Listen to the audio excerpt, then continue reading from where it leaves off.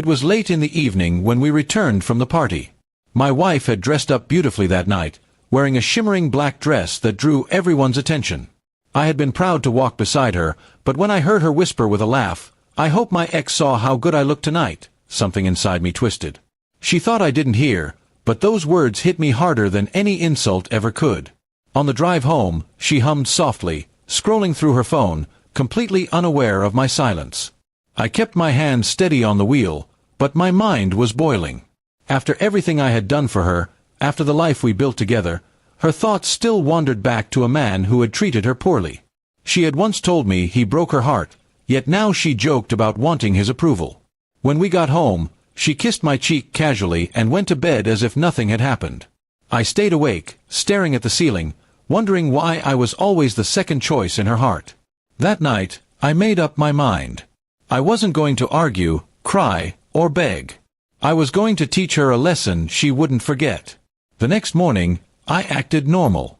I brewed her coffee, smiled, and asked about her day. She suspected nothing. But I started paying attention to her habits, her weaknesses. I knew she liked showing off her beauty, so I began planting seeds, reminding her of how many men at the party had looked her way, how one even asked me if she was single. She laughed, but I saw the spark in her eyes. She wanted validation, and I was going to use that against her. I began to pull back my affection. No more compliments, no more attention. I focused on my work, hit the gym more often, and improved my wardrobe. Slowly, she noticed. She would ask, "Why don't you look at me like before?" And I would shrug. Her frustration grew. Then I started going out without telling her much. A dinner here, a meeting there. She began asking questions, sensing something had changed. The more she asked, the calmer I stayed. I had learned the art of silence, something that drove her insane. One evening, I came home late, smelling faintly of perfume that wasn't hers. I didn't cheat, but I made sure the illusion was there. She exploded with accusations, demanding answers. I simply smiled and said, "I hope someone saw how good I looked tonight." The color drained from her face instantly. She stammered, tried to defend her joke from the party, but the damage was done. I told her calmly, "You wanted your ex to notice you. I wanted you to notice what it feels like when your partner seeks someone else's eyes." Her silence spoke volumes. Over the next few weeks, she grew more desperate, showering me with affection, trying to regain the love she had once taken for granted. But I didn't make it easy. I reminded her that respect matters more than jokes, that once you show your heart is still chained to the past, trust begins to die. Her ex had never cared about her success or beauty, but I had been there through everything, building her dreams with her. Yet she had joked about wanting his attention, forgetting that words can cut deeper than knives.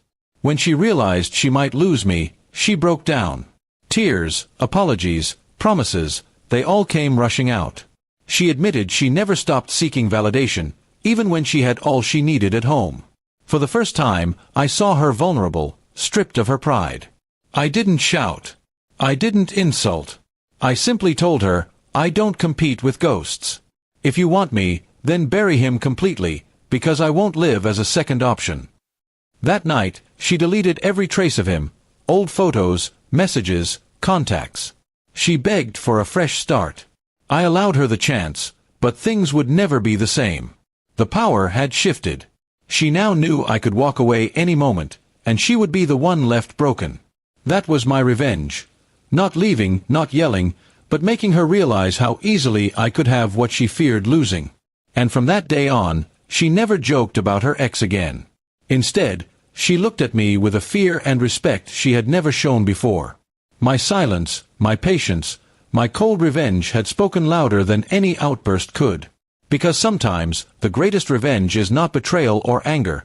It is showing them that their words have consequences, and you are strong enough to rise above them.